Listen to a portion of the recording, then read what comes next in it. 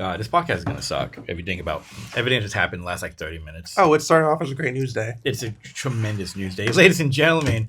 Welcome to the final episode of season 4 of the Press Talk Sports Live. I am your host Jeff Weisinger, joined by the Cebreiros Madden 22 national champion, the first esports national champion in the LUHSD, the soon-to-be and first esports Hall of Famer in the LUHSD, the one and only. For one last go-around, Juan Cebreiros. Hey, don't forget, I'm like 500 ELO on chess.com. Oh, you're 500 ELO now? Dude, 500 ELO is like not even like scratching the surface. Let me tell you something. But at least you're there. You know the Moneyball quote of Billy Bean talking about... Yes. They're great teams. Yes. They're poor teams. And then there's 500... there are 50 tons of crap. And then there's us. Yeah, that's 500 ELO. Under the... Funny? I use that quote with my JV team, my 2021 year. It's a good quote. You know what's going to be sad, though, is a lot of the kids growing up may not understand it. Because, like, the movie was... 2011, right? Or 2013? Something like that? Mid-2010s. I want to say 2013. Yeah. I think I was in New York when Moneyball came out. I don't know. It was the Giants winning the World Series. I had a friend of mine who was in they would trying to get people in the stands for the especially for like the Hatterberg scenes. Yeah. Oh, yeah. Try to get live fans. Like a couple friends of mine, I think like an ex of mine is actually in the stands. Mm-hmm. And I was like, I don't need to watch this. They showed the 03 LDS. I'm like, damn. Really blew it 2-0 lead to the Yankees. At least it wasn't 3-0. I know. Imagine it was, right? Who does that? You know what I mean? Can't relate. There were two great things about the 04 year. Number one, the Red Sox came back down 03. Number two, I was born. God bless the 04 Red Sox. You'll never understand the greatness that is Yankee culture. So we had like a week off. This is the season finale. It's almost like we have a weird summer break kind of thing happening. But yeah. But it's weird because like they start school orientation like 2 weeks and then they're right back. It's the crazy part because it feels like the year just ended and they're going right back. I mean, I get like the way the schedule works out with the 6 on 2 off, whatever it is. But like 6 and then you get 3 weeks for Christmas now. If I had them tell you something, if I was going to school now compared to when I went and I had like all these breaks in between, you know how often I'd be going back and forth to New York? Oh yeah. Well, because outside of football season, when I was growing up, we only got 2 for Christmas. Now they get 3. Yeah, same. When I was in school, it was 2 for Christmas. We didn't have especially in Union City, we didn't have just like 6 on 2 off. Because we actually valued education, but we valued being in school. Who does that? Oh, you'll see when you go to Fresno. You'll see. I don't know. You may see when you go to Fresno. But yeah, we had a 6 on. Like the whole idea of it was like I didn't learn about it until like I got here. Like to the press. My parents didn't understand either because they grew up Daly City, San Francisco, so they're used to like the normal. Your first break is holidays or Christmas, right? So when they sign me up for school, they go, "What the hell do you mean he has 2 weeks off in October?" It's like fall break, winter break. Like the only thing like, in New York, we had all the Jewish holidays. Oh yeah. So that kind of. I don't want to say it balances, but it kind of tips scale a little bit more balanced. Shoot, we still got Cinco de Mayo off. I'm telling you something. The minute I hear, Liberty's off for Rosh Hashanah, I'm start losing it. I just want Cinco de Mayo. That's all I want. Or Dia de los Muertos. Yeah, you're asking for a lot. You're asking for a lot in the second one. Just one. So it is the Day of the Dead. So if you want the school haunted. What's the Mexican ghost La Llorona or the you don't want La Llorona. Come on now. Like I wouldn't wish La Llorona on like my worst enemies. Maybe I would. I would consider it actually. Now I think about it. Center I can think of right now. Anyway, there are several I would send that to. Moving on. So when do you leave? So how long do you leave? So you go to Fresno next week, kind of for orientation. So next Friday you go the 18th. So next weekend you're down there. Next week, the 11th. We drive down early in the morning for 8 a.m. orientation. Nah. I thought it'd be great. So what time you guys leaving? 5 a.m. 4:30. Something like that, dude. We did it before, but that didn't start. Well, I think this one starts at 9, so I have a little more leeway. I will tell you though, driving when the sun's rising is just weird. Because like when we go to games, usually like we're driving when the sun's setting. Right. Driving when it's rising is just weird. I don't know. I mean, it's funny because I remember like I've done it like when we were driving here back from Texas, we did the whole driver sun. I mean, we left in the morning. The hard part is like when we were leaving, driving at sunset is a very different vibe. Like I totally agree with you. Yeah. Compared to driving at sunrise. Sunrise is like, oh yeah, that thing is coming up. It's like, do you have to? No, it is different. I think the weirder part is like at sunset, everything kind of dies down, so it's easier to drive. Yeah, sunrise, everything's sunrise, like everyone starts hitting the road, and you're like, where do these people come from? Forgetting the fact that everyone has to go to work. And you're just like, why is it? You're sitting there like, why is there traffic? And everyone's just like either pissed off or just like stressed out. And you're just sitting there confused. Oh, absolutely. That's why I was the first time. But I think I'm moving at the end of the month. Okay. We'll find out next week. Okay. And then how much more from there? Now that you're getting closer to it, how much more excited are you to kind of be out of Brentwood and go to Fred? I'm counting down the days. Going to Brentwood and going to Brentwood too. Count down the weeks, days, hours, seconds, minutes. Jeez. Sorry, I love this town, but I need to get the hell out of here. I not gonna lie to you, I can relate. I can relate to it. You spent 2 years here. I spent 21. I spent 2. Will be going on. Yeah, I spent 2 years. Well, 3, 4 total because 1 year off because we moved here originally in 2020. Oh right. So right. 4 out of the last 5. But yeah, I'm at a point. I need. You know the big thing because so like Jazz is going to New York this week, next 2 weeks.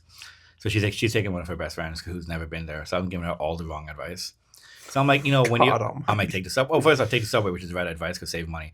But also like if you see a rat walk up to you, pet it. Like it's just trying to say hi. It's totally friendly. It's not going to bite you.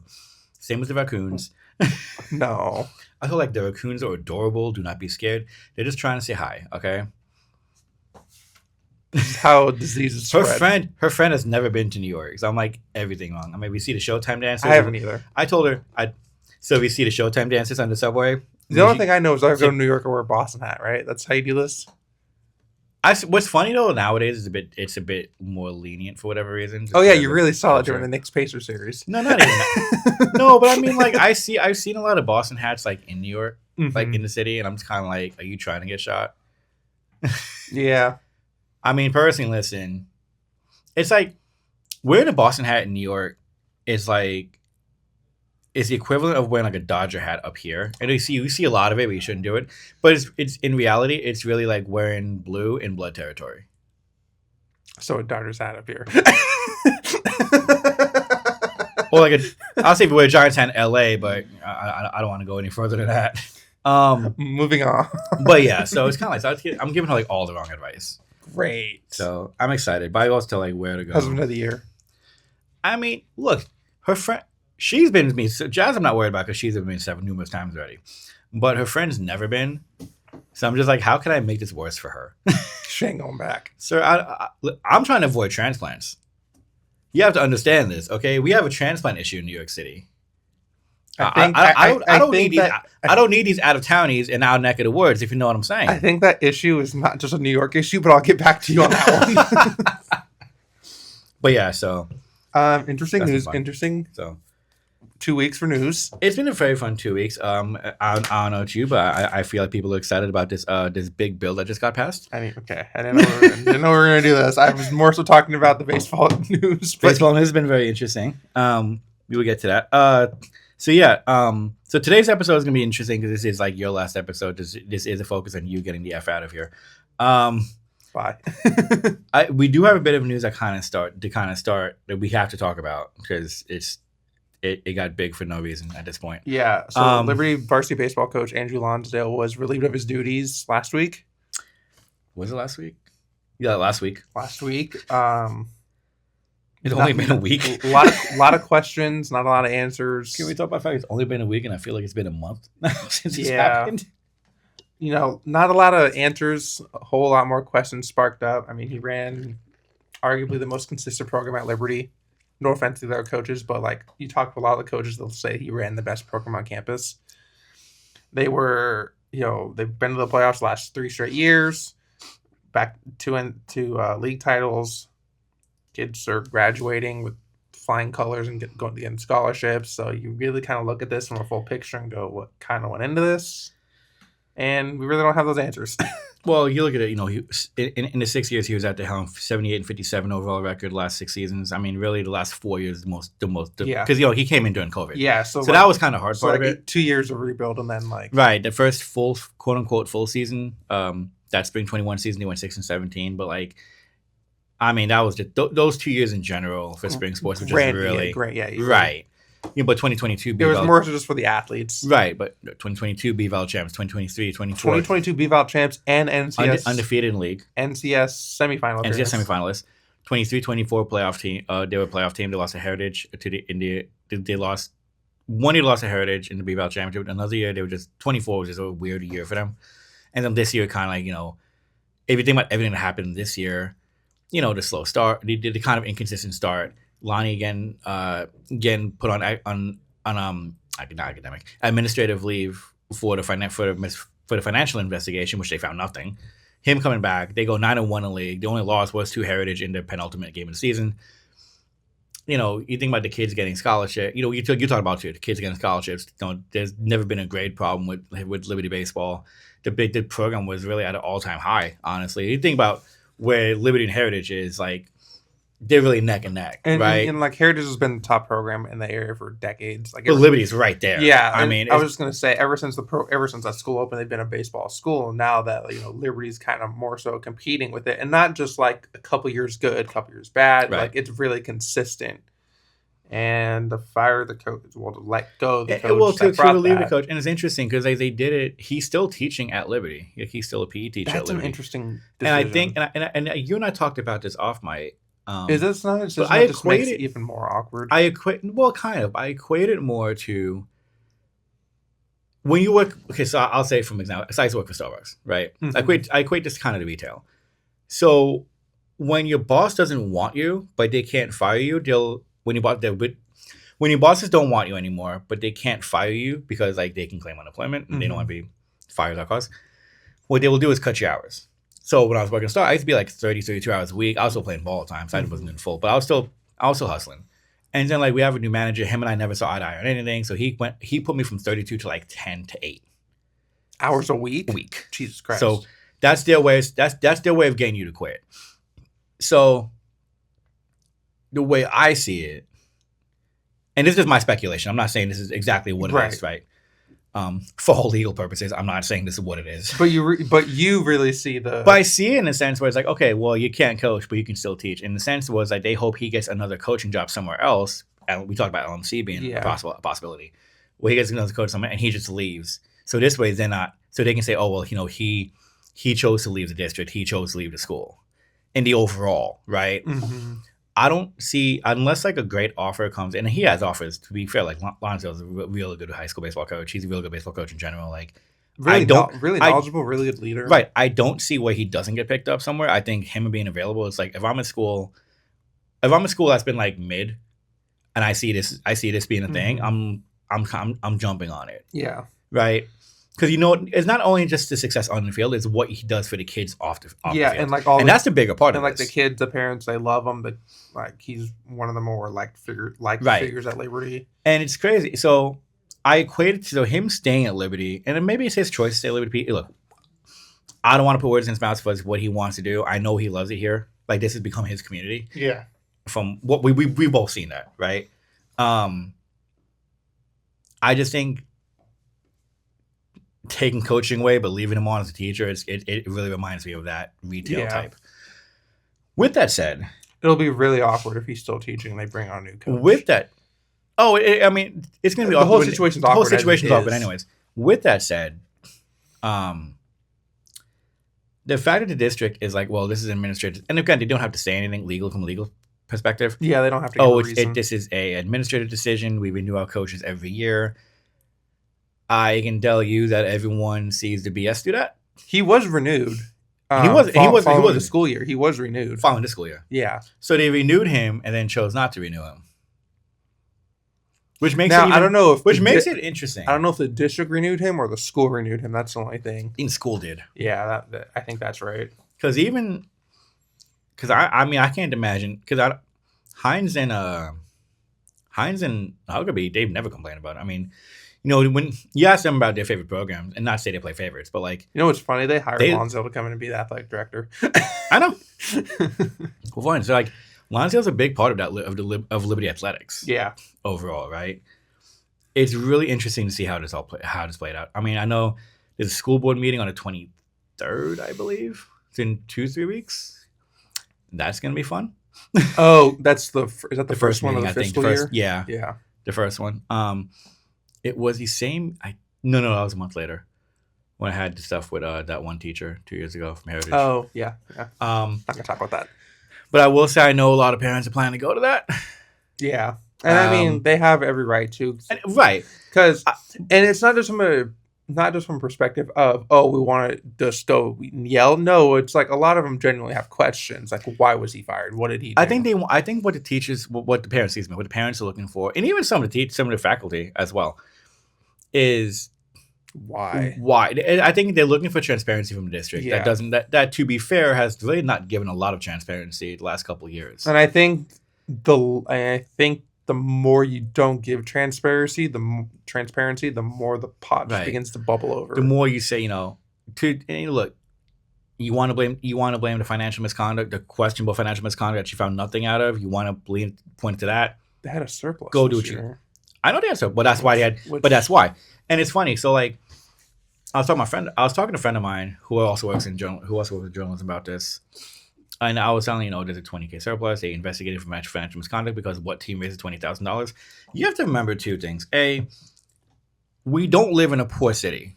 Yeah, let's start with this. This is not a poor city. This is a city that has a lot of retirees. A lot of family traditions here. So like, there is generations of money here. This school has its own booster club. I'm not saying the two are connected, but the school has a booster club. With that said, they have the boosters club. Willie's Bagel sponsors both schools, or the schools. And on top of that, if you're a baseball parent, you're not exactly struggling. Like, we have to be real with that, right? Yeah. Like, it's not, and this isn't saying like, because I'm not saying everyone here is filthy rich, yada yada. Right, but especially over the last 30. You're not exactly on food stamps either. Yeah, like playing travel ball, paying for equipment over the last 30 years. You know how many of these kids play travel ball? All of them. 20. If you think about maybe half the roster, right? They all play travel ball, but think about half the roster who fundraise. They can do 2,000 easy. Yeah. Like, and so that's $20,000 right there.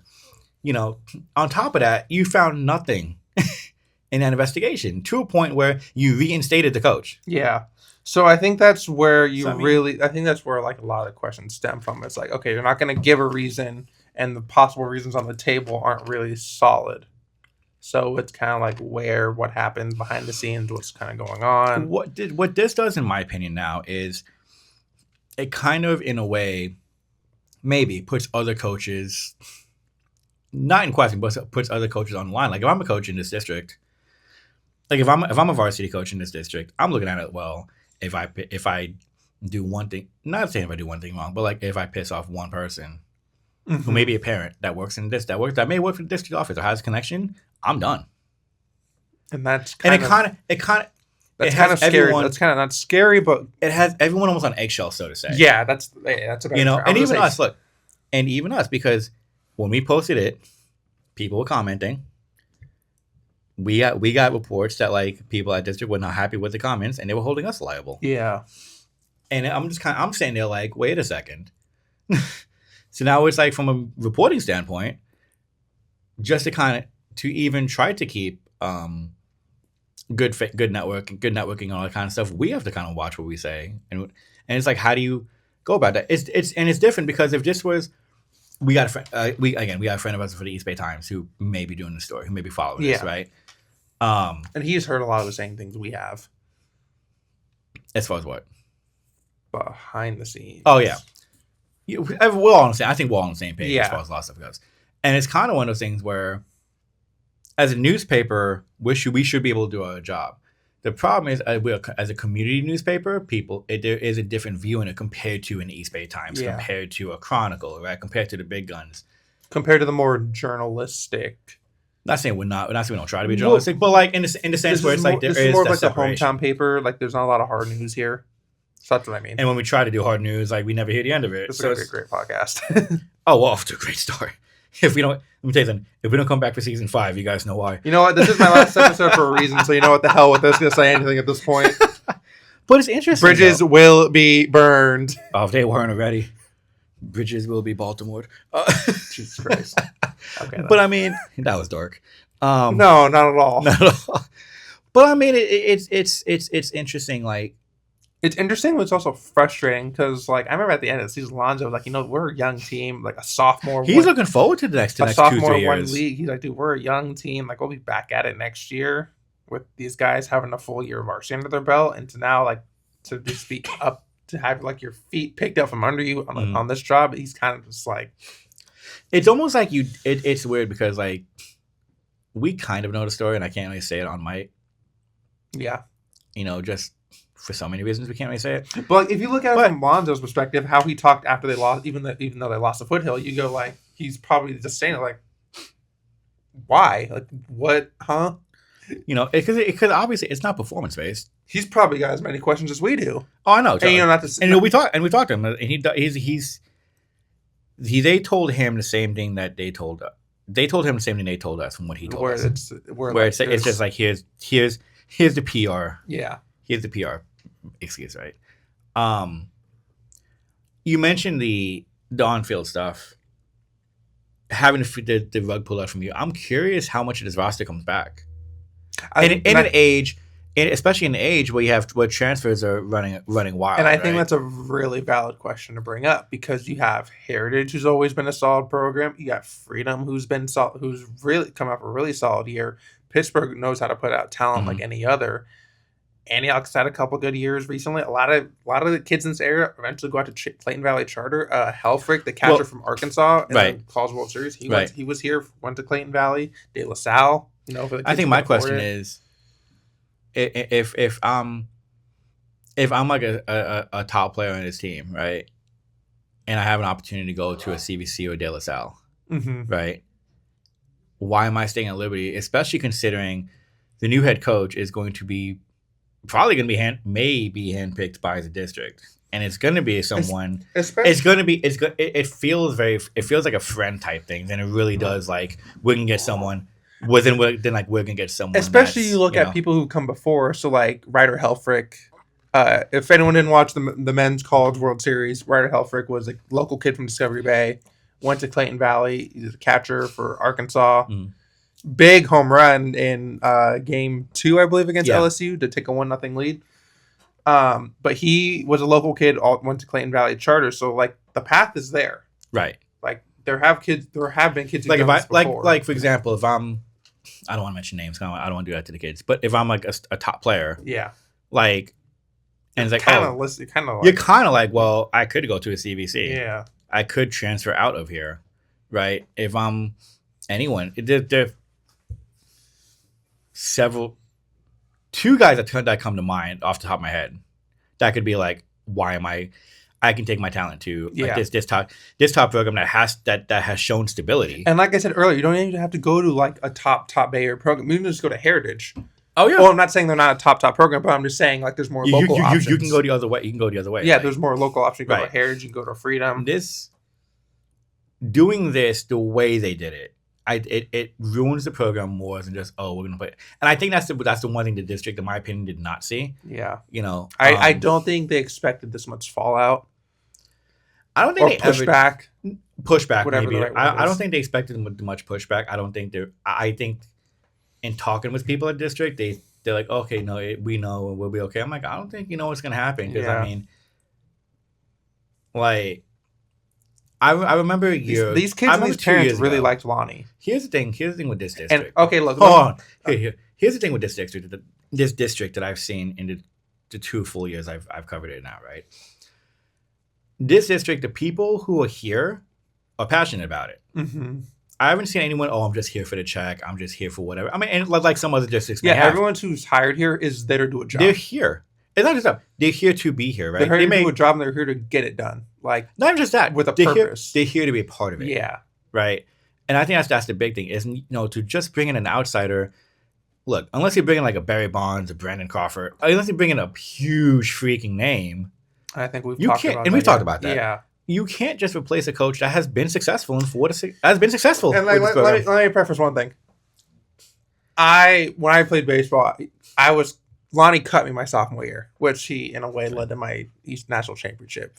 And I told him that, like, hey, you kind of led. I'm not gonna lie, but who has the banner in the gym? That year he cut. We'll get into more of the story. We'll get into more of the story in the second half. But like the year he cut me is when I really got into Madden. So, thank you, blessing Lonnie. in disguise. But like he cut me, and like even working with him, I'm like, this is not. I don't hold anything over his head for it. Like no, he's a very stand up guy, very decent man. You know, like, and you've learned. I think, look, everything happens for a reason. You've had a whole esports career pretty much since that, right? So like, but you've been able to chess.com. I'm waiting for the chess.com streams. Honestly, I'm waiting for the chess twitches. Blunder's my queen. God bless you. But like, but like I was saying before, like all the teachers, all the coaches here, they here from what I've seen at least. Majority are here for the right reasons. Yeah, they're here to be a part of, and they're not just here for a year or two. They're here for years. Yeah. So look at Hines and his wife. Right, they've been what was that almost 20 years now since 2007. Yeah. Right. So to just when you let go of a coach, and it's gonna look if the program was struggling, if the program was that's one thing. Right. If the program was struggling, the kids it was kind of off and on. I would kind of get it, right, but. This is a guy that's really planted his flag. Yeah. So it kind of sucks. The parents, of I'm not gonna lie. Look, I will say this. The parents have every right to be upset, and I totally get it. Like I was very caught off guard when all this happened. Yeah. The players were very caught off guard when this happened. Like I totally understand it. I saw. Yeah. Some have kind of wilded out, and so. It's interesting seeing it from my outsider's perspective because it's like, okay, you understand why the parents are mad. You understand why people are upset about this. Mm-hmm. Rightfully so. And then you hear about some of the actions that have been said to be taking place. And you're kind of like, well, you're not entirely helping your case here. You're not helping. Like, there's a lot of different ways to look at this. Right. Like, you can look at it from the district's perspective and be like, well, for whatever reason he needed to go, we don't like the parent pushback. And look at the parent's perspective. He was good with our kids. We don't get why he's fired. You can look at it from the kid's perspective. It's just like WTF. He was great to us, He raised too much money. Never thought that'd be an issue. I never thought that'd be a problem. Never thought that'd be an issue. In an age where like, hey, if that surplus is still hanging around, I need to pay for college. Can I hold a 50? Can I borrow 50? Someone needs to pay for school. Can a brother borrow 50? All I want to ask, Liberty Baseball, can a brother borrow 50? I've been a big supporter of yours for years now. But honestly, like... It's just an unfortunate situation. I know what it's like. The district's going to say what they're going to say. Parents are going to hate it no matter what. I know for a fact Lonsdale's going to land on his feet. Yeah. And he's going to thrive wherever he goes. Yeah. And I texted him, I was like... I think I said one time in my story, like, he was one of the first coaches I got to cover when I first got here. Yeah. Him and then David Roberts was one of the first players. And like they were great with me from day one. Almost in ways the same way we had with Liberty softball since, right? Yeah. And so he was awesome. And so like for him, it's weird, like for him to be gone like that, like it for me, like I woke up to the news and it was kind of like a sucker punch for me. And I was like, what? Like probably not just for you, yeah. But you know what I mean? Like, yeah. And so the last thing I'll say about Lonnie is it didn't matter win or lose. He probably didn't want to talk to you didn't want to talk to us all the time, but he still did anyway. And he did. Like, if the coach is you don't have to like beg the coach to talk after a loss. That's how you know they're professional. We were able to build a great relationship with him. And I think win loss and like good times, bad times. We greatly appreciate. Yeah, like who wants to talk after losing by 8 Foothill or whatever it was. But yeah. So Lonnie, thank you. I kind of hope he gets the LMC job. Not gonna lie to you. I don't know what's going on with that because, like, dude, the LMC coach, he's taking a job at San Joaquin Delta. I think it is lateral move.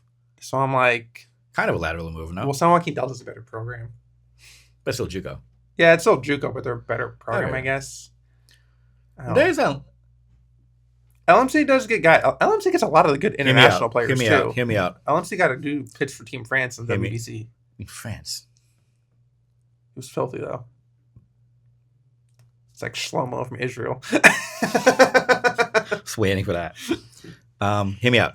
Lonsdale to the Giants. I mean, obviously, I wouldn't hate that. Hey, Lonzo, can you teach big leaguers how to hit? Can you? Please. To be fair, our brother is struggling watching this lineup. Like, damn. Look, all you gotta do is manage H. Lee, and you're good. Yeah, that's going really well right now.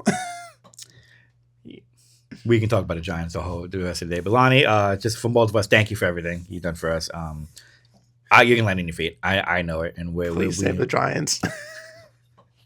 Lonsdale to the A's. Wouldn't hate it. Actually, I'll take him in New York, to be honest with you, because I'm done with Boone. Okay, so okay. I don't care. He hit some home run in Game 7. New York calls him a hero. Whoop-de-doo. First off, there are a lot of people we call heroes that should not be heroes. Yeah, I noticed. we have one old mayor we should call a hero who should not be a mayor. Who really? All right. On to the fun part. This ought to go well. So this go well. So Jeff had the lovely the Messias is. We had help with this.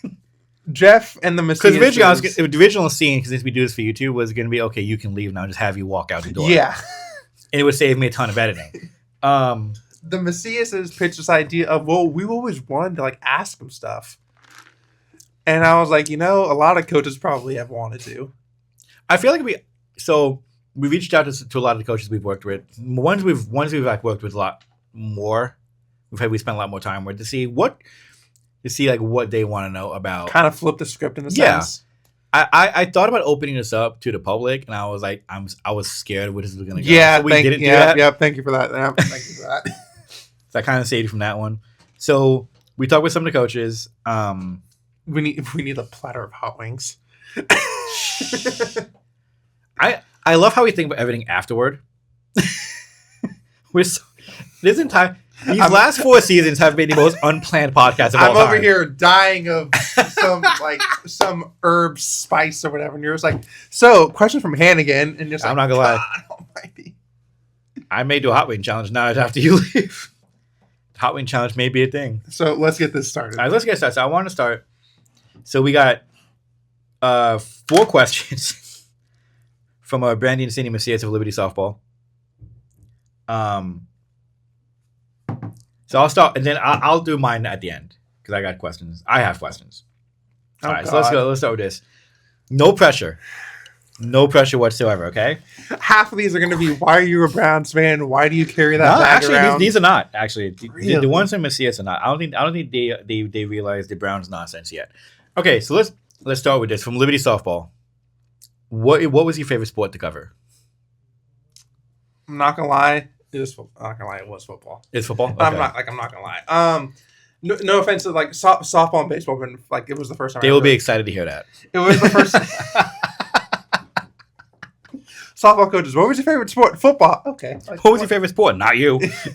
No, but I mean, look, this was the first year I really covered spring sports. So, and don't get me wrong, it was a blast and a half. Well, especially that run. But like something about Friday Night Lights and just like, especially covering Liberty football because it's so tradition, and like me, especially being at the Pitt Folsom game, with just like there's a 5-star quarterback, that Pitt shut down the second half. Like you really just don't see that in other sports. So I mean, just a phenomenal football. I mean, I will say, like, I told him. Hey, being a Browns fan, it is rare to see good football, so I'll take it where I can get it. When the good football you're looking at is at high school level, really shows you my. It really says a lot. No, I'll get you on the football part because, like, the last 2 years covering the Brentwood Bowl, like, I felt the energy. Yeah, especially this past year, it was very defensive. Right. And all that, yeah. And last year just going to Liberty and just kind of taking that in for the first time. Yeah. It was very different. It was very. It wasn't like college or anything like that, but it was just the atmosphere. There's a lot more emotion behind it too. It's one of those, like, it reminded me a little bit of like Texas. Yeah. The way, like, I won't say everything shuts down, but the way the whole community shows up, stuff like that. Yeah. I thought that was cool. What team has the most energy? Again, these are not trick questions. Oh, shoot. Damn it. Well, Yeah, probably. Don't think too hard on this one. I think Liberty softball does. I really do, because like even when they were down at Salinas, they're still chirping in the dugout. They're still doing all that. Like you don't see like there's this Michael Jordan quote that lives in my head. It's like it's easy to talk when you're up. It's easy to talk smack when you're up 6 to 8 points, but when it's tied or you're losing, and you're still talking, that's kind of like the sign of a real man or something like that. So easily Liberty. All right, softball. Good save.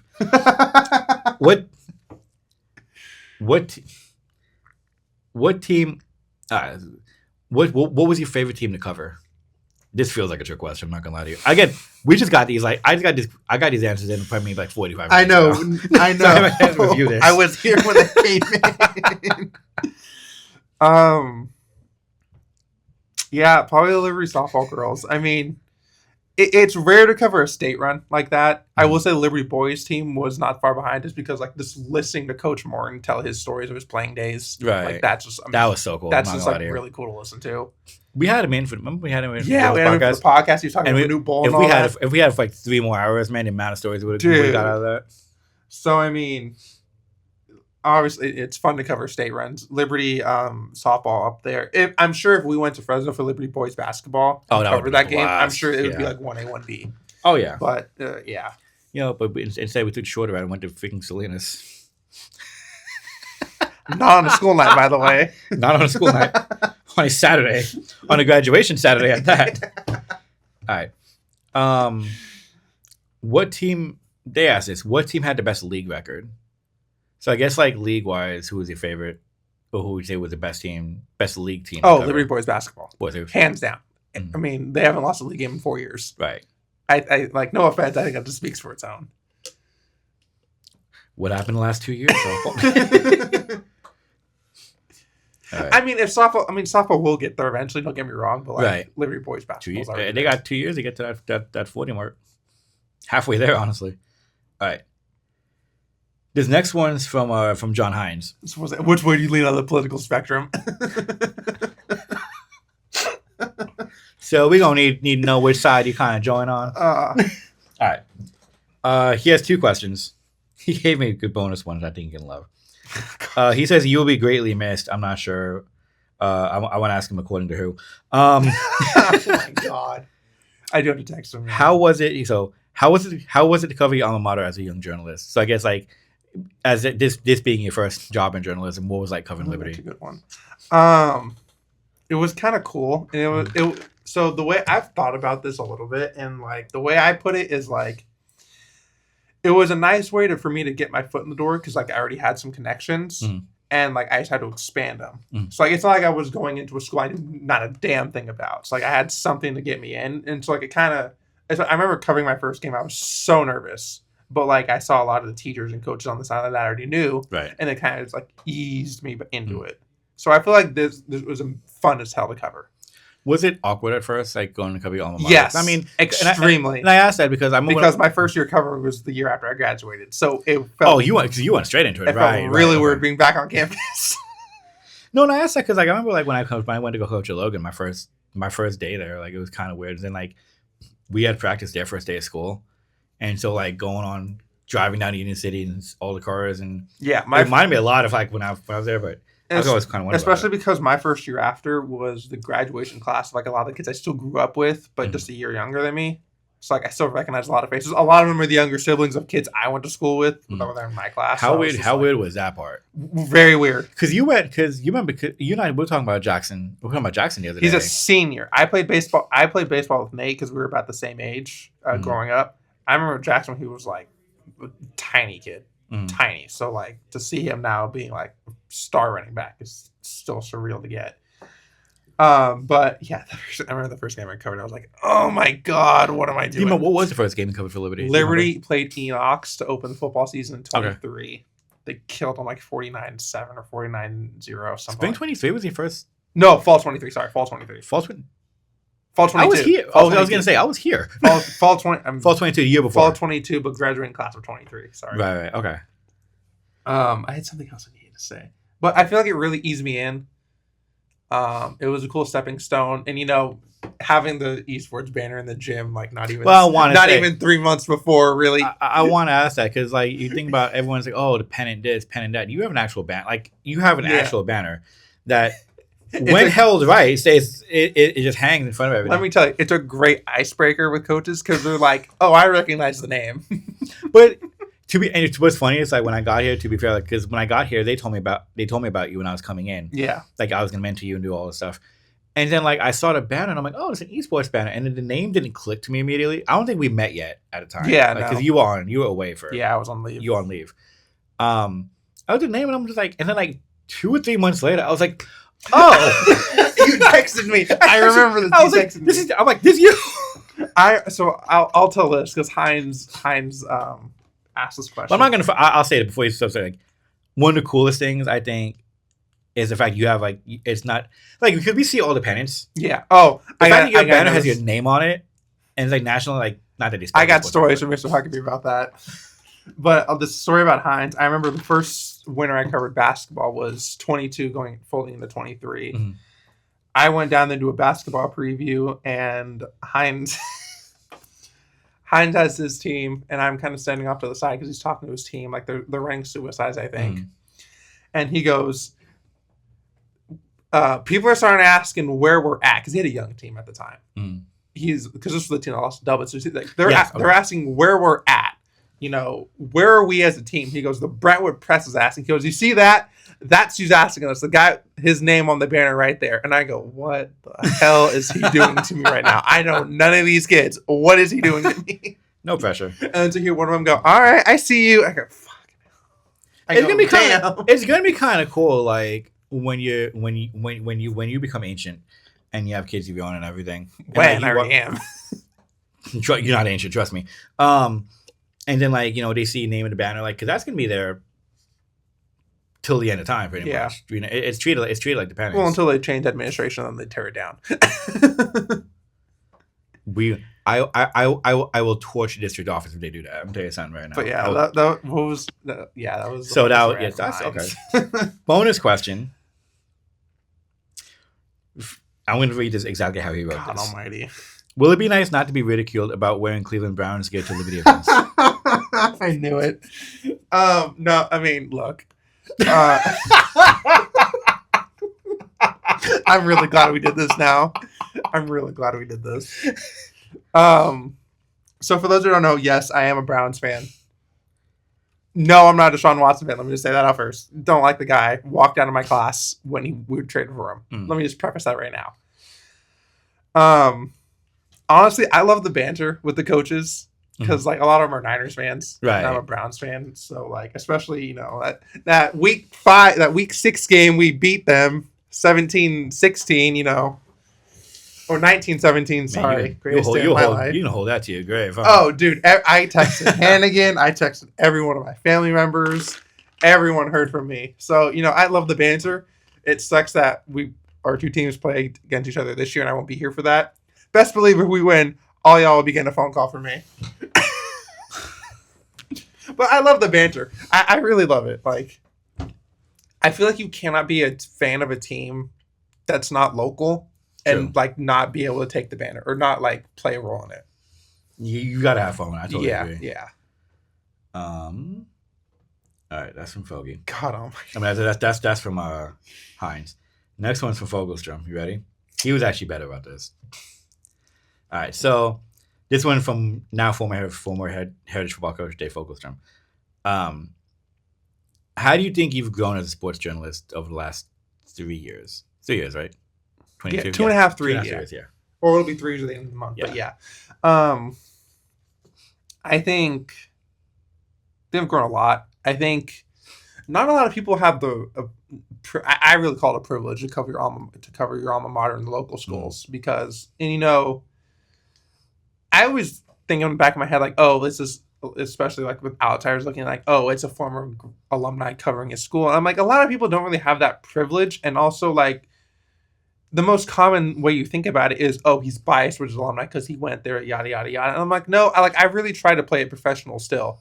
As you should, despite that, you know, I really try to play it like even keeled. You know, if coaches haven't said anything to me. Knock on wood. Haven't complained to me about anything. But I really try to play even killed. I really think covering my alma mater has helped me grow the most because it's like we see the biases, or like we know the biases, but you're not showing them. Hopefully, knock on wood. So it's kind of that kind of tie to it. Would you say that in that case, Liberty was kind of like your safe space in as a journalist? It helped. It helped me grow a lot covering my alma mater and like really like kind of like testing not to show your bias. Right. So I think that really helped a lot. And then second from Foggy is what's different now and how you approach. What's different in how you approach a job now compared to your first few months? Oh God, when I approached a job my first few months, I didn't know what the hell I was doing. that LMC education went a far way, huh? There's gonna be a lot of shout outs later, but yeah, my journalism professor at LMC, Cindy McGrath, she like the GOAT, Cindy McGrath. First off, she really like. So what's funny is I started covering games that what was first? What was your first? Because you were I can't remember. I can't remember if me covering JUCO football was first, or I think Liberty football was before JUCO. Me covering JUCO, because I remember I didn't really have an idea what to cover it. So then Cindy really sat me down and was like, okay, this is really what you want to do. This is what we had reporters do in the past, you know. And I'm like, okay, I kind of have a better feel because before I'd be like, questions. I'm supposed to ask you them. Okay, what do you want me to ask you? You need to get into the Giants clubhouse and be like, dude, I'd go up to coach. I'm like, so what do you want me to ask? Like, that's how damn near. So what do you want to talk about? No. And it's funny. I'll bring up something from the first football season. So. When I first started, I started asking coaches questions at halftime, kind of like the sideline reporters do for the NFL. And I'd let Cable talk to his team, and he kind of sat off his own, and he'd like kind of look at me at the side of his eye as I'd walk up, and he just starts smiling as I'm walking up. He goes, "So, what's up?" And I go, "Hey, gotta ask you something." So When did you say? With that said, like when would you say kind of the interviewing part clicked for you? Because I know a lot of young reporters that's like the biggest.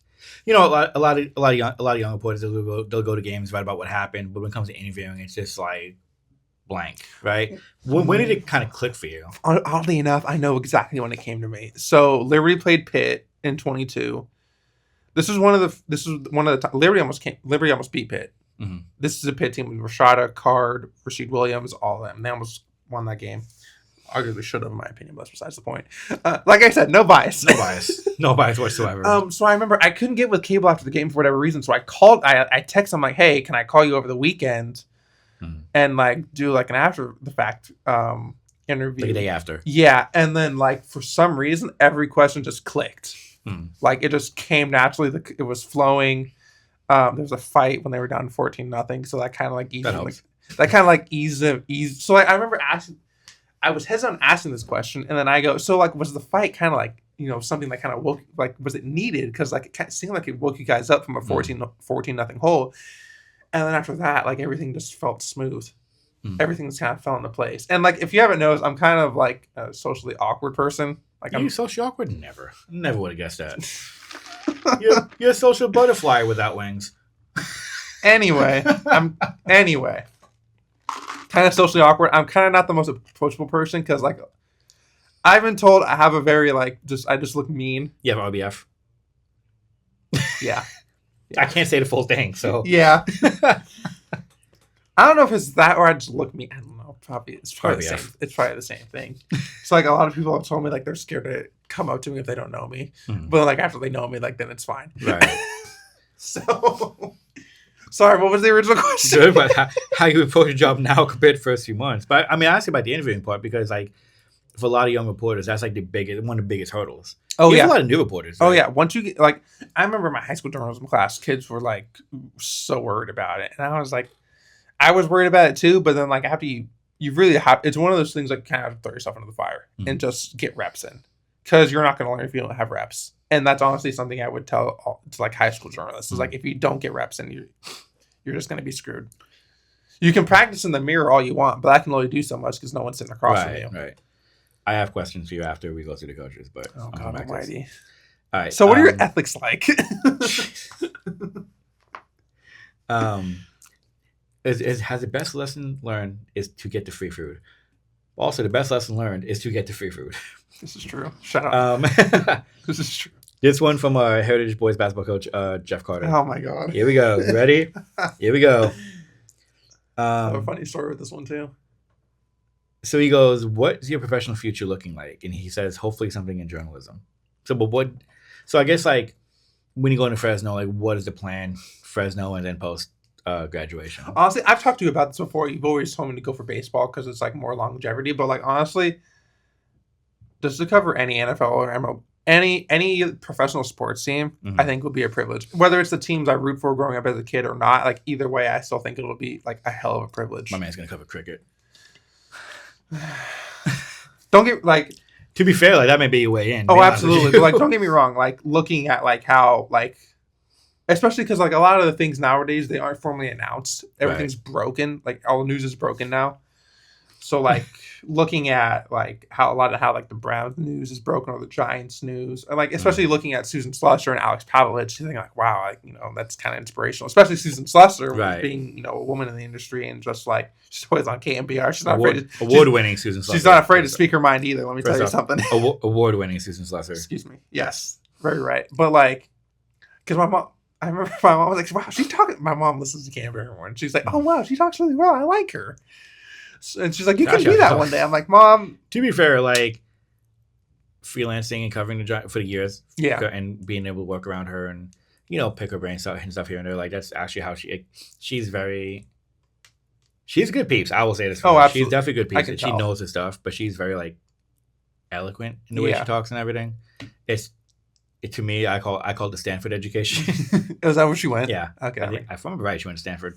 And I was like, oh, that explains it. I went to Berkeley. We don't know any better. I mean, I lived in tent. Well aware. So. But, I mean, yeah. And to cover any professional sports team would be amazing. To kind of get you Browns, even better. Like, one thing I want to do also is, like, I really want to build connections at the professional level. Because, so, a long time, God, I'm really going to sound like a nerd when I say this, but a long time Browns beat writer just retired. He was covering the Browns before the AP.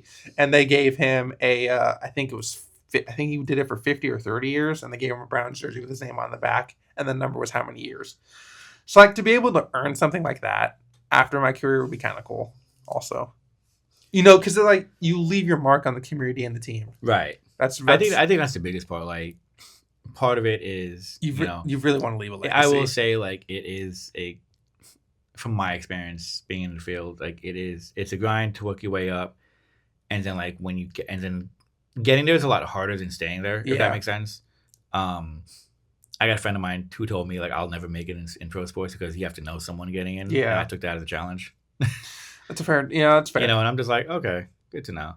But, like, it's one of those things, like, you want to leave a legacy. Granted, you want to leave the right legacy. You don't want to, like, leave a legacy of killing someone. That got dark for no reason. Like, you want to leave the right legacy. You want to be an infamy. Yeah. Moving on. No, we're really. Obviously, you want to leave it a Pulitzer, but okay, like we can go with that. You don't want to leave it in for me. And then there was one. I did the 30 for 30 writes yourself. God almighty. What if I told you? All right, so you had questions. Hannigan sent you questions. Yeah. Can you read them?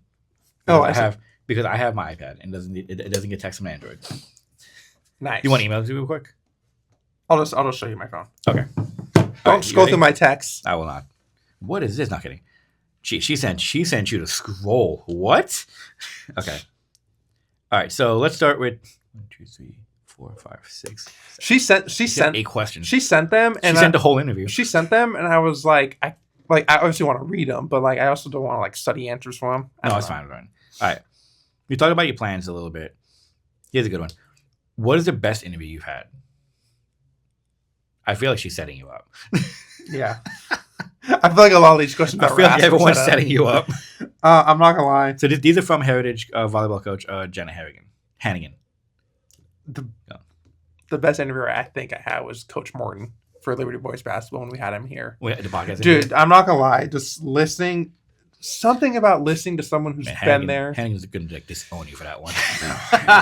There's something about listening to someone who's been there and just listening to the knowledge they have. It's just phenomenal. Like when he took over coaching at the Clayton Valley tournament, I talked to him the second day, and and then the last day, I went to the tournament. Liberty got third place, I think, or they won the consolation bracket. Excuse me, because they lost their first game, and we were just chopping it up after the game. He was telling me, he's like, I'm from San Francisco. You know, I've been around the block, played in the Philippines, played in Europe, played all over the place, and all that, and just listening to his stories was just amazing. It's cool when you get the old players like that. The stories they have are just like next level. Yeah, it's just really great to listen to, and you know, I think he's going to do wonders for that program.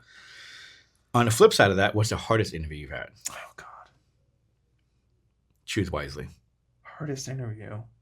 See, that's the thing. Like, no one's really a super hard interview. Oh, I got one. Shut up. Anyway.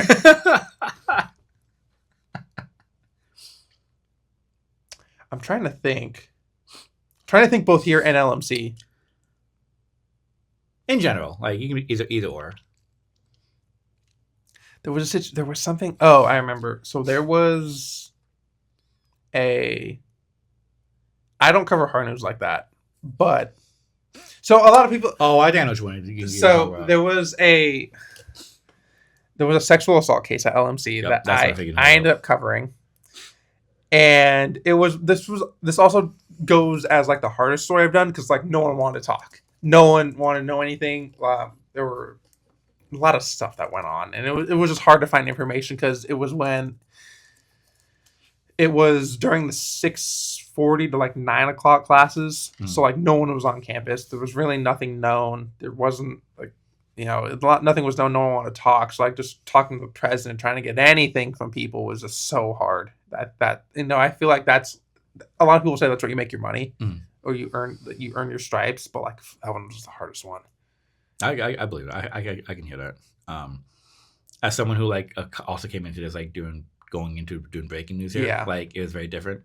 You really remember your first hard news / breaking news story because like it's just so because your first time it's hard to get information because you don't know where to look. My first one, I would say my first big one here was there was a shooting on Sycamore Ave, the Sycamore Apartments. Is this dude that was hiding? No, I'm thinking of the wrong one. No, it was a shooting, but like the first big one I really did was the Antioch case. Yeah, the Antioch race case, racial stuff, and like that. No one want to talk about that. And yet that made national news. I got behind the scenes story for you about that one. Honestly, that made national news. That was it made international news. Yeah, that was on MSNBC, CNN, everywhere. And all that. Top 5 moments you've witnessed. I guess for sake of time, your top 3 moments. If you've had on a job with sports or not sports. One of them is definitely we talked about this during the top 5 stories or the top 8 stories pod, but one of them was when the softball basketball. Yeah, the girls' basketball buzzer beater on MLK Day. That was the one from Payne Legit. Yeah, that's such a moment. That was amazing. That's because I was on the floor getting ready for the Heritage game after. I'm like, God damn, that's gonna go in. It's got a chance. I'm like, you know, it's not often. I think the cool part is because the way that like we've been here for what 2.5 years covering this. How many buzzer beaters have we covered? I think that's only one. I have 2. One from Freedom losing at the buzzer. Yeah. Just an unnecessary turnover. Actually, it was a dunk at the buzzer, which made it even worse. And the other one and then Peyton's. Yeah. I think the cool part with that one is the fact that Heritage team last year was just so young. And so for them to have that moment, you know what I mean? Yeah, especially at a tournament. Right. At home. Second one, not really a moment, but more so like a full game. One of the best games. I think this is easily the top 3 games I ever covered. That's 3. Oh, God. I was talking 22 Pitt Liberty where Pitt had to come back and win that one. That was just such a good back and forth game. It was physical. They were all talking smack back and forth. It was baseball. Baseball. Okay. Oh, my God. That too. Oh, hell. All right. So I guess top 5 in that regard. I mean, you can put both Liberty Pitt boys basketball games up there. You can put Liberty football against Pitt in 22 because that was just such a back and forth game. I took my dad came with me to that game. Heritage coming back, Heritage beating St. Mary's this past playoffs. That was a really good one. Heritage boys volleyball getting their look back against Logan after getting reverse swept. That was a really cool another one also. I know the boys really wanted that one. There's a lot of good stories to cover. Do you have any on the flip side of that? Do you have any games that got away? Like, do you have any games you wish you went to? Oh, I guess that's what she means. So many. I remember so many. So especially this past football spring season 23, spring season 24. Yes, that. But obviously that. But I remember it was the week of usually the homecomings for the 3 schools are 3 different weeks. Right. This past year they did 2 in the same week, which sure. Really? Thanks, guys. But that meant because of that we missed out on Liberty playing Amador Valley. Liberty coming back down 14 to beat Amador Valley. Right. The winning the game on a pick 6. Right.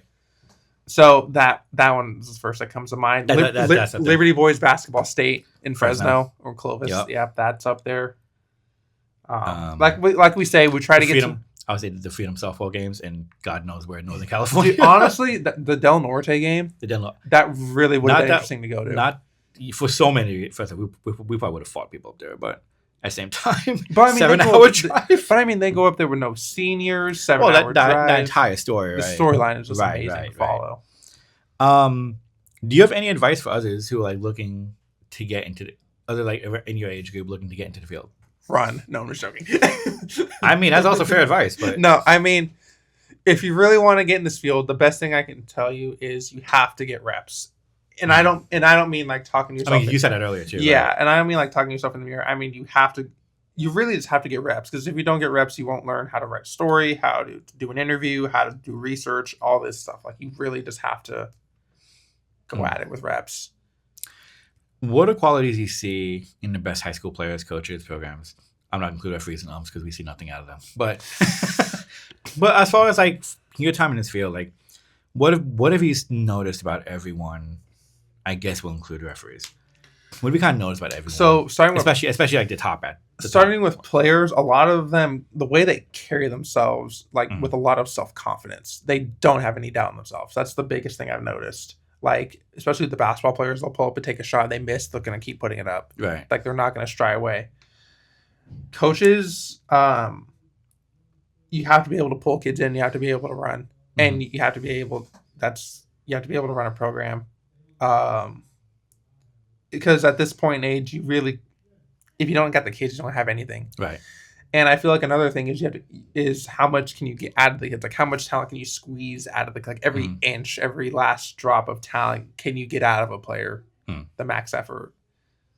And then program as a whole, I feel like how much the parents are tied in says a lot about it. Like, if the parents are really bought into the program, I think that speaks a well-strong program. Like, I look at the 2 strongest programs I remember was Liberty Baseball this past season, and then Liberty Heritage Boys Volleyball 2 seasons ago. Like, the parents are making tunnels out of the locker room for the kids and all that stuff. We also see it a little bit with like the basketball teams too. Yeah. But those 2 really come to mind. But if the parents are really bought in, then yeah. And then the last one, because she sent like scroll of these. What are you gonna miss the most from being here covering Brentwood? You know, as you go to Fresno, as you go to, as you go to higher places, you know, what are you gonna miss the most about lower places? Or as my dad calls it, a border city. Well, that's a different conversation. What are you gonna like as far as like the job? Not just the job itself here, but like just covering Brentwood, covering schools here. Oops, I'm a mess. Honestly, it's gonna be the connections I built. Like, going down there and kind of being on my own. And like, some coaches have told me some people that are down there that they know. I'm like, all right, that's cool, but I don't know who the hell that is. Right. But so like up here, like, kind of know everyone for everything. So like, go to a sport, you know who they are, especially the kids too. Like, the athletes already.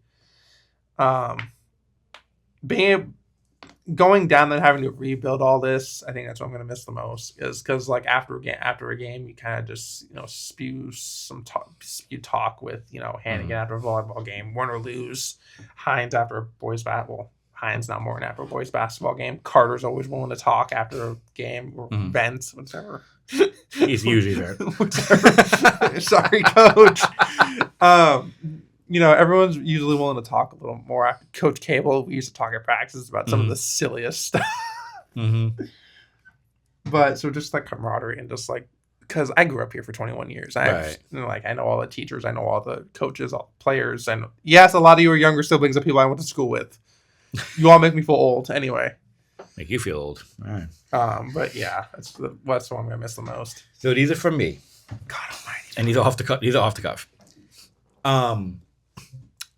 You mentioned kind of rebuilding a network when you get to Fresno, right? And we kind of have, in a way, having to start over, right? Yeah. What are you taking from this job here, going down to Fresno? So when I took this job, a lot of it is like testing. I need something to fiddle with. I think you talked to me about this early on when you got hired. Was like you can use this job to like test, not test, but like have some free leniency with it. Like try new things. Don't be afraid to branch out and all that. Giving you leniency is an understatement with this job. Like he I remember he was like, we really want to try new things because it's like we're not a big paper. There's not a lot of. I don't want to say there's nothing at stake, but like we have more. New things. Yeah, we have more creativity here than like a lot of people where it's like you just have deadlines you have to meet. Mm-hmm. So I feel like that plays a big role in all this. Do you feel as if that's going to help you kind of like when you get down to be more comfortable? Oh, absolutely. Because now I'm just like, I don't care anymore. And I'm a person who's not afraid to speak. It's funny. I'm very socially awkward, but I'm not afraid to speak my mind. Just first day walks into Fresno newsroom. All right, the champ is here. Yeah. and if you really get to know me, if something's wrong, I'm gonna speak up about it. I'm not afraid to speak about it. If you spit back, then we're going. Right. You've seen it. I'm not gonna say things happen in Salinas, but let's just say things happen in Salinas. No, what happens in Salinas ends up on the podcast. Working for your community paper, how much do you feel as if like a paper like this was an advantage for you now going to next level? And a lot of, because I say that because a lot of people, they may write for their junior college paper or they may just wait and then go straight to university. You've had a chance to not only have you written in junior college, but you also did this professionally to the extent, right? I think doing both gave me two different perspectives. One of like how a small time paper works, and granted, I kind of knew how this one worked because like I grew up here for 21 years. The JUCO paper, like. I think they both helped in their own ways. So like this was more of the local tie, really looking for the stories. The JUCO paper was more learning the ropes of like traditional the training ground. Yeah, the traditional journalism, what to do, how to do, what to look for, all this and that. So I feel like they both helped in their own ways. That one, LMC more so about the traditional learning the ropes. This one more about the creativity part of it. So, like, I feel like it's a good mix. And creativity and journalism. No one's going to hear that. Trust me. I went to that at Berkeley. Especially our copy editor. Yeah. I'll make sure we clip that part specifically. If you were able to have one dream job, like publication and position, like where would it be after Fresno? Like if you had one job, you could. Okay, I'm going to go here.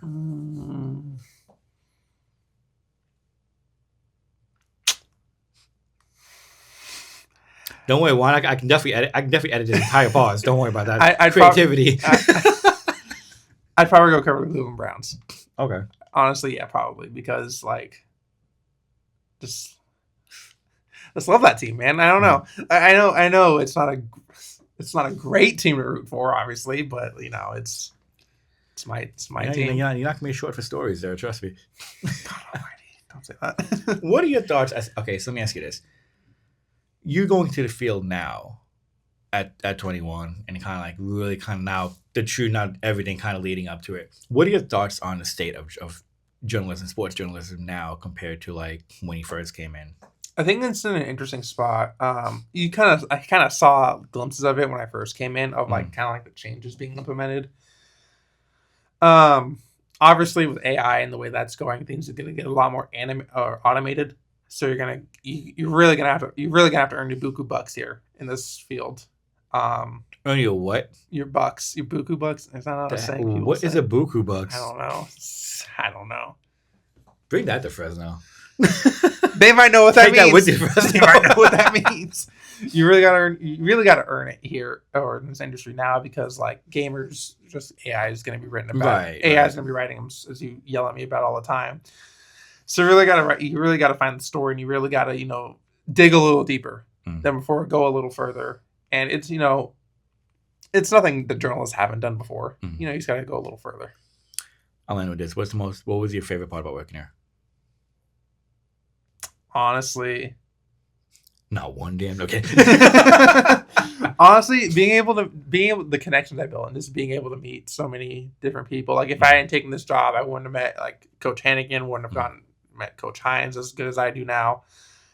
Coach Malcolm, even though he was my teacher freshman year, which I have a couple stories, which I have 8. Well, I'll do like this after the fact. But I wouldn't have gotten as close as a lot of these coaches. And like, when you go to high school, you're not an athlete anymore. You're like, oh, that's just the coach. He's doing whatever. But like now, it's like, oh, he's the coach. I know who that is. The X. Know all this about him. So he's done this for the school. So I think a lot of it's gonna be the connections that I miss, and I think that's a lot of it. What I take close to home. It's a lot of it what's like really close to the heart because like it really has been really nice. I'll end with this one. You and I started this podcast 2 years ago. Weirdly enough, when we first launched this, remember this? And obviously it's kind of changed. How would you say this podcast helped you going? Because I have. It's kind of got me out of the social awkwardness. Like before we used to do this, you'd be like nudging, like, "Hey, say something." And now it's like, "Okay, stop talking, please." So I feel like it's kind of got me out of this hole, the social hole that I was in. Like I would just say whatever's on my mind. I don't care. Okay, it's not like we're getting canceled anytime soon. Except there is one last thing I want to say. I wanted to shout out all the teachers I had over the years. Miss Bowden was my kindergarten teacher. All these names a lot of people know because we all have the same teachers. If it takes too long, I'm going to play the music. Miss Bowden, Miss Ensign was my first grade teacher. Oddly enough, Miss Ensign. So 2010, the Giants won the World Series. The World Series parade was November 2nd or 3rd. I skipped school that day. I came back the next day, and I'm like, "Oh, I was sick with the flu." And she goes, "You lie, you liar." I'm like, "Damn it, my lie didn't work." So that was a cool story. Miss Bush was my high school journalism teacher. If I didn't take her class my senior year, Lord knows what I'd be doing right now because I had no plan my senior year. Right. So taking that class steered me in the right direction. And of course, Professor McGrath really is the kicker. No offense to you or anything like that, but like Cindy's the go. I'm not even mad about that. She's the go, and especially after my grandmother passed in 23. Cindy Cindy's like your third grandmother because like if you take her class, she feeds you, she takes care of you, she knows how to take care of her students, and she's also tough. I don't know. It's just she's just the perfect journalism teacher to have. I will say 2 years, man. It's been fun. I'm excited for you to go to Fresno, follow the route of the great Jesus Cano. Very excited for you to do that, man. It's been fun. I mean, I don't know how I'm gonna do this here. Not my problem. Gonna be everywhere. But yeah, shout out to all the teachers I've had. You've all played a big influence, especially the 4 I listed. If it wasn't for you guys, it's been fun, man. Lord knows where the hell I would be. It's been fun, man. Appreciate it. And last but not least, God bless the 04 Red Sox. I'm gonna poison the hell out of your food tomorrow, ladies and gentlemen. This has been another episode of the First Talk Sports Live. Each and every week. I guess when we come back in the fall, we shed spotlight on sports here in the East County area. Fresno, just a reminder, we are presented by the Brentwood Press. Fresno is $20 a year. You too can get a subscription to the Brentwood Press and keep up with everything happening here in East County and Brentwood, Discovery Bay, occasionally Antioch and Oakley. Just go to thepress.net for more and click on subscribe. For one last time, for Juan Cebreiros, I am Jeff Weisinger. Thank you so much for joining us. And as always, take care of one another. We'll see you eventually soon. I don't know when I'm going to be back, but we'll see you eventually soon. Take care of one another. And have a happy July 4th. Small wave. Do we?